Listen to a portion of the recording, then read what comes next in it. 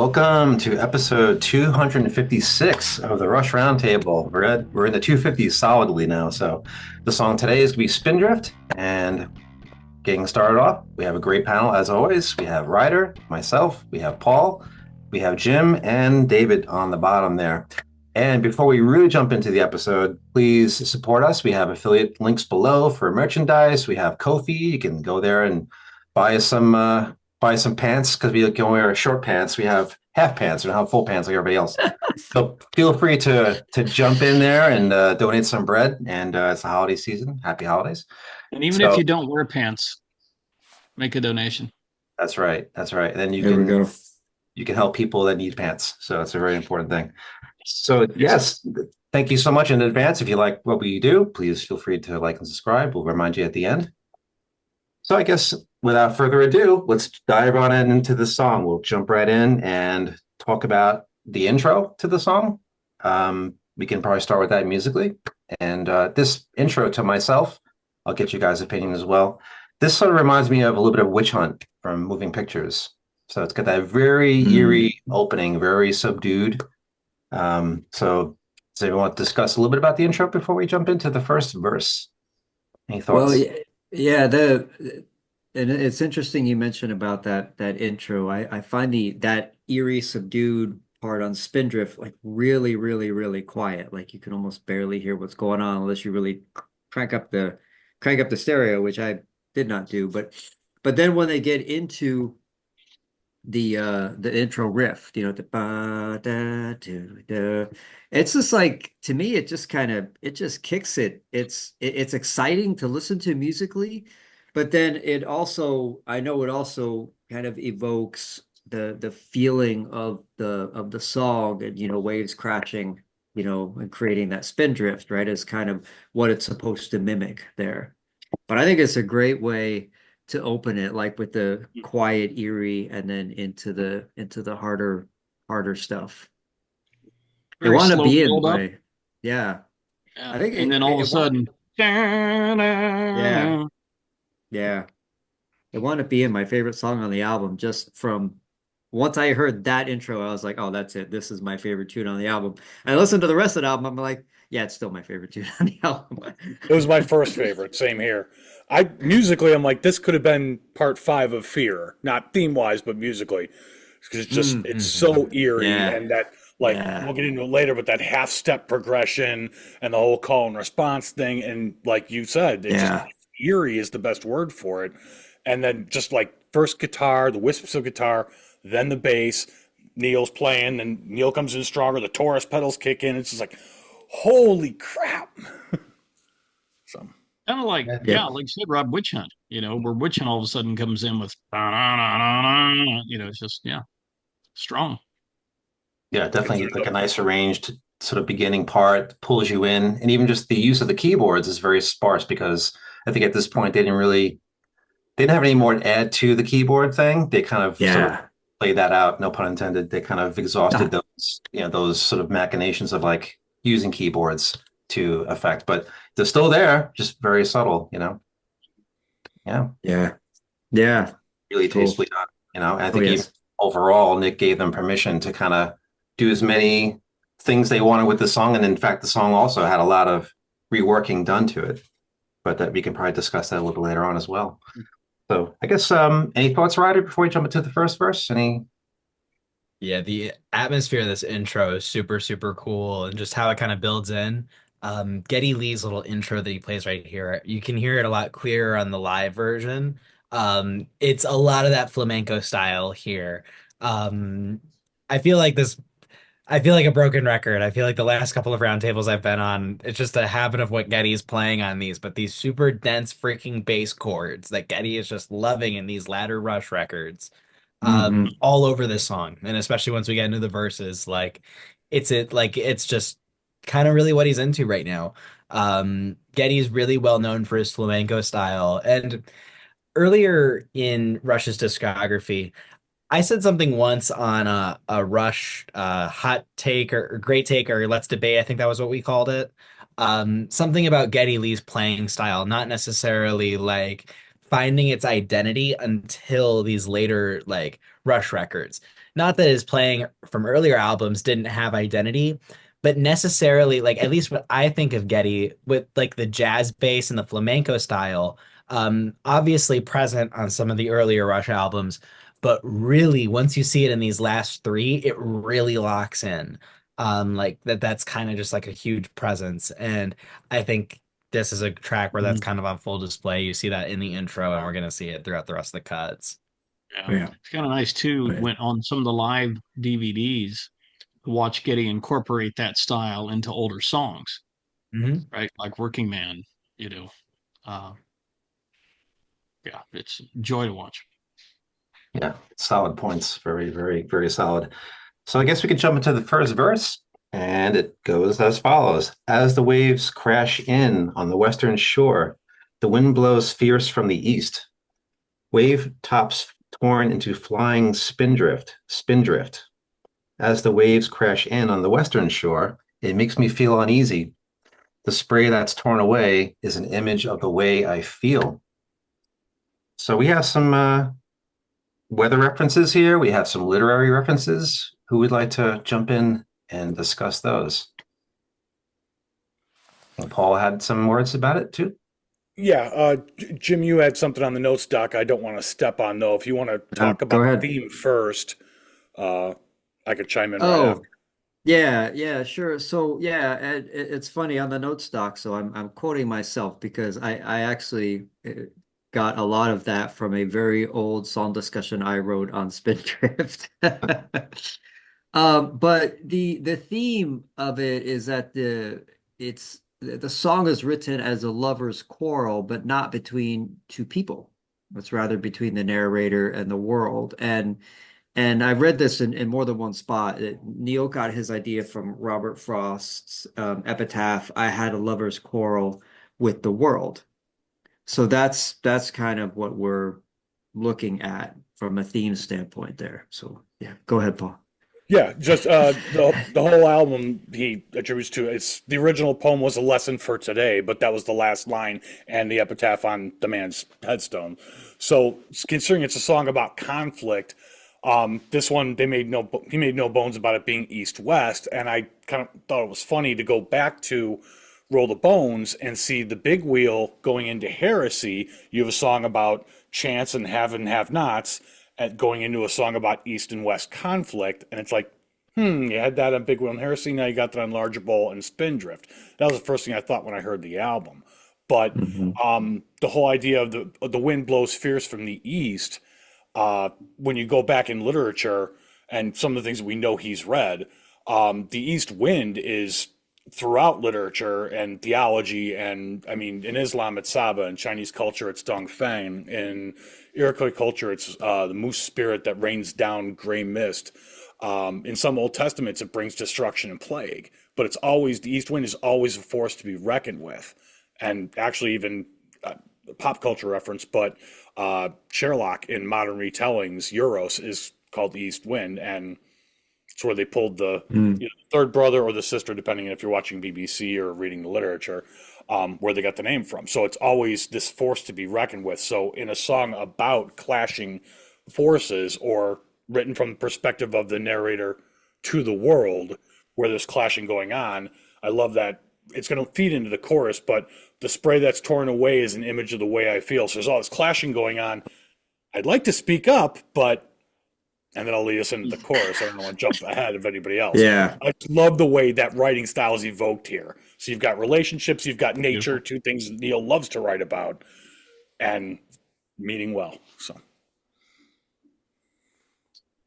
Yeah. Yeah. Any other final thoughts on this first part before we jump into the chorus? Just real quick, and it's a theme that repeats, and Paul just commented on it, but Neil writes about nature, but what he sees in nature in his own life experiences are metaphors, for what he's thinking, what he's feeling, what he's going through, you know.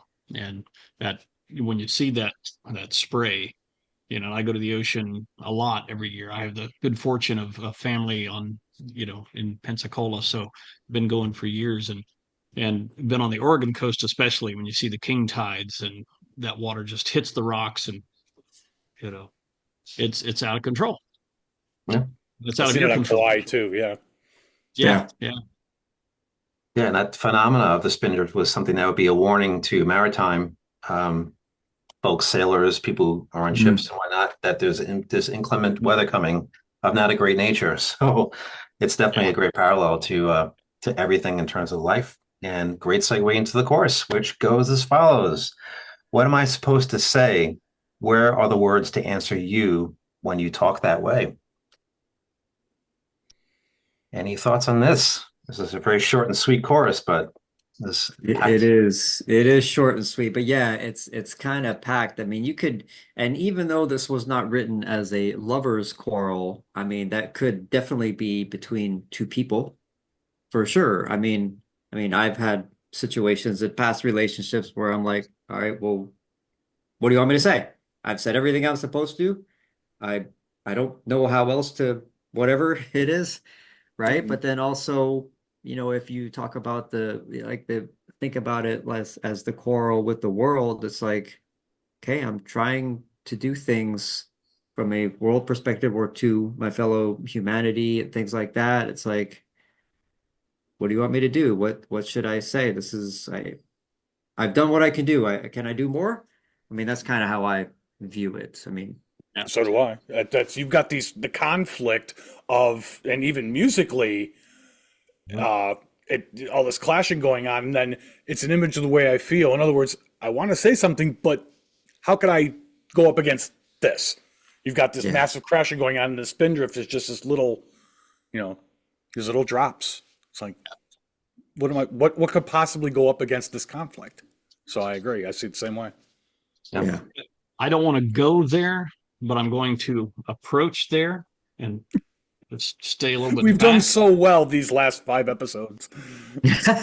So, you think of the current Yes. political climate and discourse, and what I'm about to say isn't aimed at anybody other than everybody.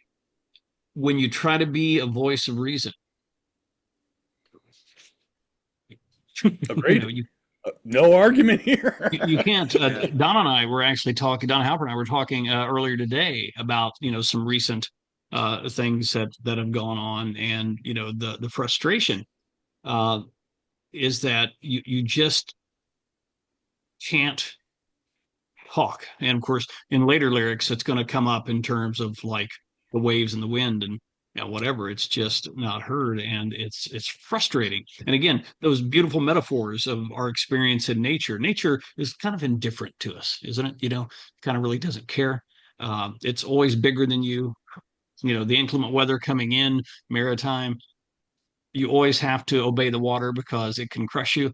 Um, if you have any experience in waves and riptides and any of those things, it's always yeah, bigger. So to try to have your own voice or to speak into that is so incredibly difficult. And that's I think Neil was feeling that frustration. And during the time he was writing in 2007 and the discourse at that time, I'm sure he felt yeah, uh, that. And I can't imagine what he'd be saying now.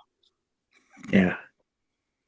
Yeah, I mean, this Yep. has been brought up on the last episode. Alex mentioned these are social songs, if I can get the words out. There's a social connotation to this, that is being touched upon. So it's apt point, David. This is all Yeah. about the social interactivity that Neil's on it. He's totally on top of Always, it. always Always. has. Yeah. He Still always timeless. is. Yeah. Yeah, it's pretty amazing. Yeah. His writing. Yeah. Yeah. And even the Yeah. music part, it's building here, right? So all this stuff is building. There's a crescendo of action, and Neil's playing. There's a build happening here. Yeah. Um, so that's really the main thing too, is that build part, and that's part of the social construct. Also, And you're building. So yeah. yeah, And Actually, and Drew, it, go ahead, Jim. no, I was just gonna say, like in the music, and you're right, Rob, you can really feel that crescendo. You could really feel that build there. It just kind of kind of grips you in a way, yeah, right? And more so than other crescendos that I've heard in music. This one is I don't know, bombastic. more, yeah, more bombastic or more overt, or I don't know what the right word to use is, but It's well, it speaks to the conflict. I wrote down little arrows for myself just to remind me that call and response. It's like again conflict. It's da na na da na yeah, na, and then just as forceful, yep, ascending da, da da, na na. da. It's Yeah, and they keep hitting each other, and they're the same. And then you've got the verses. So yeah, maybe it's a good time to go back to the verses because it's like after during all that, and then the chorus is almost the okay, what am I? It mellows out a bit. Like, what am I supposed to say? It's still that eerie, unsure feeling. Yeah. But then When you when we're at talk that choruses way, again, yeah,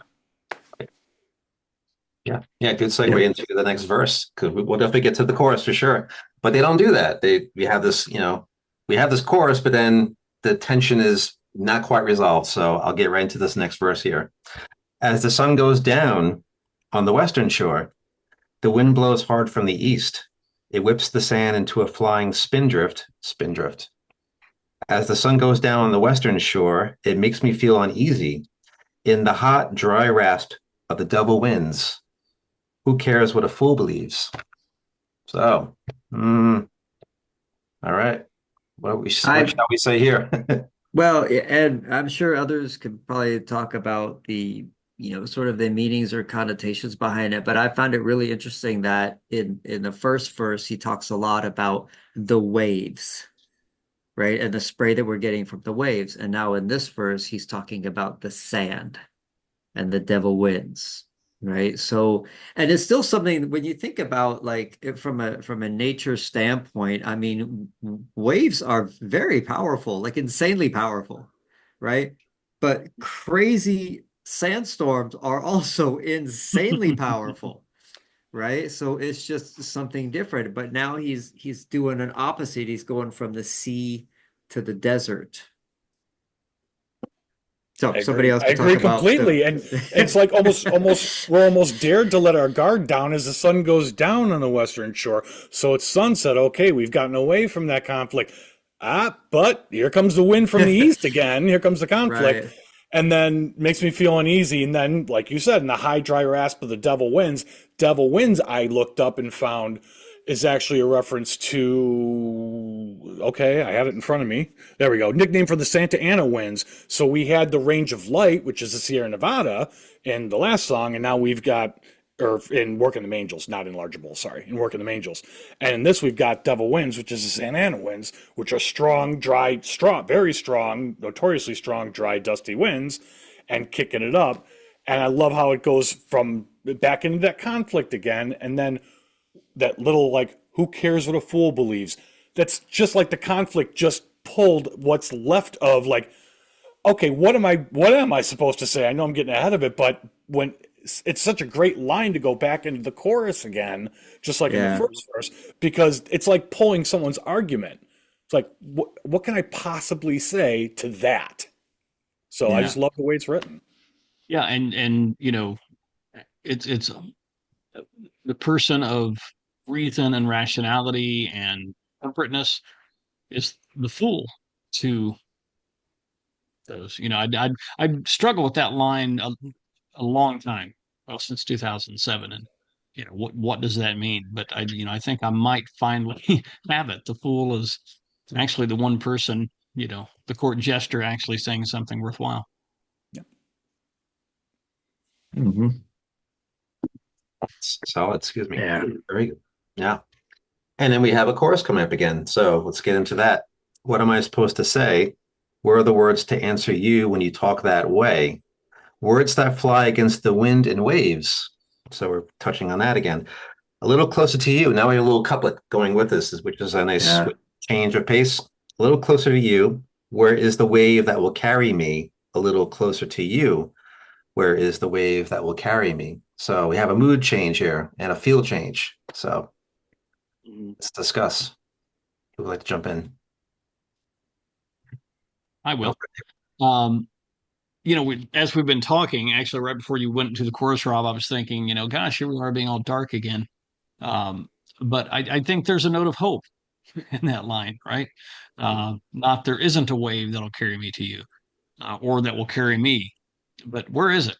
Where is it? It's there. And again, speaking into the wind and the waves, just the frustration of not being able to make that connection, whether it's with nature, whether it's with your fellow citizens, fellow human beings, uh, whatnot. But there's something still reaching out that, I who cares what a fool believes, but what I do want to believe is there's a ghost of a chance that we just might be able to connect.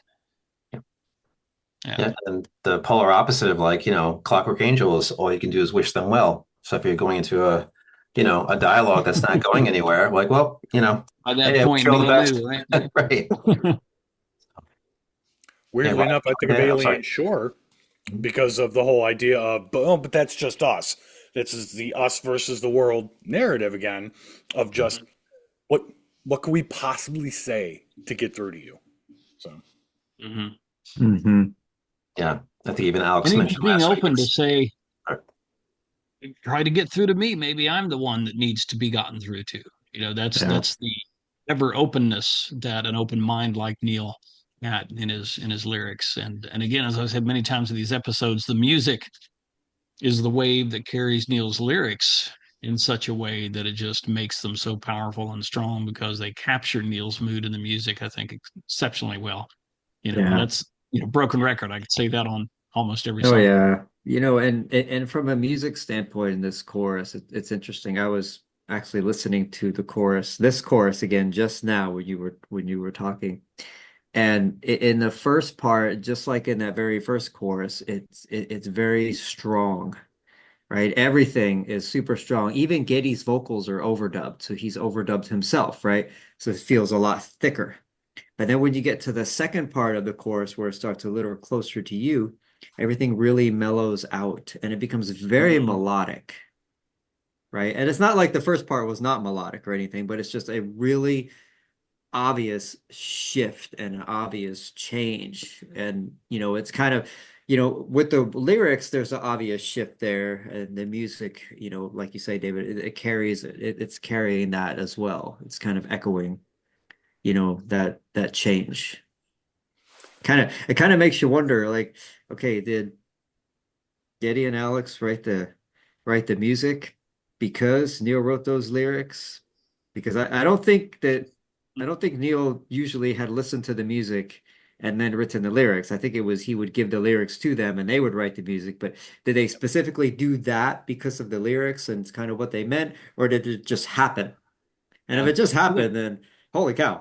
I think I read Wow. in an interview once that what they do is, I mean, they're always Alex is playing riffs, melodies, doing things, and then they'll get some lyrics from Neil, and it's like, okay, this kind of fits that, Yeah. So Yeah. and this True. was a lot of Yeah. digital editing too, this album. So a lot of piecing things together. Piecemeals. So Yeah. I think that does hold true with this. And I'm actually glad you brought that up, Jim, because um, I think musically or structurally that speaks to exactly what we've been saying, which is all these massive like it's we keep saying eerie, but I think you could also say dissonant as far as the you got minor keys and you've got half steps up and down going on, and then the part that you're pointing to where things strip down is consonant. It's very like just okay, here's the voice of Yeah. reason now, and that's Yeah. symbolically, if you want to get all crazy theoretical, that's the spindrift. You've had all these conflicts in the Right. verses, and the choruses are the spindrift. Yeah. So, and Yeah. this part too. yeah. So, just a thought. No, it makes sense. I mean, any kind of spray from the ocean can be a warning or it could be something refreshing. You Hmm. mystify the sea, being by the ocean and True. the benefits you get from being near salt water or a lake or any kind of body of water. But that sort of relief you get, and it's so reflected in this section in the chorus for sure. Yeah. I think so many ancient religions uh, who have not a theory of natural harmony, but a belief in natural conflict and tension that somehow creates the harmony and balance in nature. You mean like snakes and arrows? Snakes and arrows, Funny how that ancient Egyptian happened. religion, cyclical harmony because of the different cycles that take place in seasons, times of drought, times of rain, Yeah. and all that actually Vibrations make ascend the things work. chakras. Yeah. Yeah. Yeah. Yeah. All in the building. Yeah. Yeah. Do you want to add anything to this part, Ryder? No, I Yeah, the mean, I old feel like guys we have been kind of got it talking. all, like with the, at least with lyrical theming, I think we kind of got it all in this section, especially kind of as we go into this like little, we have the interlude right here, and then we have the chorus here, which is kind of just like a reverse on this. Yeah. I guess I can speak to musically, this transition here, this little period right here, the couplet at the end is paired with a new musical section we haven't heard before, which is, it's very different from what we heard before. You listen to the first like 15 seconds of this song, and then you jump to this, and it's like, how the hell did we get here? Yeah. Um, but they make it work. They make it work. Oh, They good. do. And it flows so well dynamically. I love how I just love the kind of like bouncy feel to it. It's so surprising, like how this comes in, and especially how they bring it back right to the chorus after this. Like, I don't know, this little like musical section right here. Another great example of musical transitions in Snakes and Arrows songs. On an earlier Yeah. episode for Armor and Sword, I talked about the how that bridge transition is incredibly like on a first listen that's like whoa. But I think Snakes and Arrows has a lot of big jumps like that, and I think this is an example of one that works like really, really well. Oh yeah. Yeah. Yeah. And the interlude solo kind of stays in the confines of the struggle of the song. I thought that was kind of Mhm. neat too. Yeah. It doesn't, ascend into 50 directions. He keeps, it's not wild soloing. It's that sing, as Alex Kelly's kind of taught us, that he stays on a single string or within two strings of each other, Right. and it gets us to where we Right. have to go musically. Yeah. Yeah. Yeah. And I mean, in this, can we talk about the interlude, or is that Yeah. okay? We're in Yeah. there. Yeah, like this, yeah. I mean, like this interlude it's so pretty, and it's just all of them. It's just three guys contributing to it. I don't think of Spindrift as having like a separate guitar solo. I don't hear that in it at all, right? But just, I mean, Alex has got tons of stellar guitar work throughout this entire track, but I really kind of like that this interlude is just a really beautiful, like short musical segment, that's gonna tie the second part of the chorus, which is more mellow, back to where we're gonna go with the first part of the chorus, which is gonna be more of the, you know, kind of the harsh bit. Conflict. Yeah. Yeah. It's a nice relief section, and that like you just mentioned, Paul, that two string bit that he does, the Yeah. drone quoting Getty, for his part, which is great. I love the quoting, bringing that melody into the guitar part. Yeah. And then, of course, out of the interlude now, we launch into the chorus. What am I supposed to say? Where are the words to answer you when you talk that way? What am I supposed to do? Where are the words that will make you see what I believe is true? Where is the wave that will carry me a little closer to you? So we got a ton of repetition in this section. I won't read all of it, Right. but we Yep. have repetition and we have a reason for that. So what shall we say? Who wants to jump on this bit? It's really Well, interesting. the new line in there that I love, which is actually right where you stopped, which is perfect, which is where are the words that will make you see what I believe is true. Like that's what we've been reaching for. That's the again, I view it symbolically as the spindrift of the song anyway, because it's with all this clashing going on. Okay, how do I get through to you with what I believe is true? How can I make you see? That Yeah. And not convince you, not shove it down your That, throat, Right. but just hear what I have to say. yes. Yeah, it's like an Yeah. offering. It's not compromise. It's just offering. Right. It's Yeah. Yeah, like, timely And we lyric. can talk about it. Right. yeah. I mean, I always think of that, and like other things similar to this is, okay, try to see it from my point of view. You may not agree with it. That's okay, but try to see it that way. That's kind of what I always think. Mhm. Yeah. I concur. Yeah, it's against the building, right?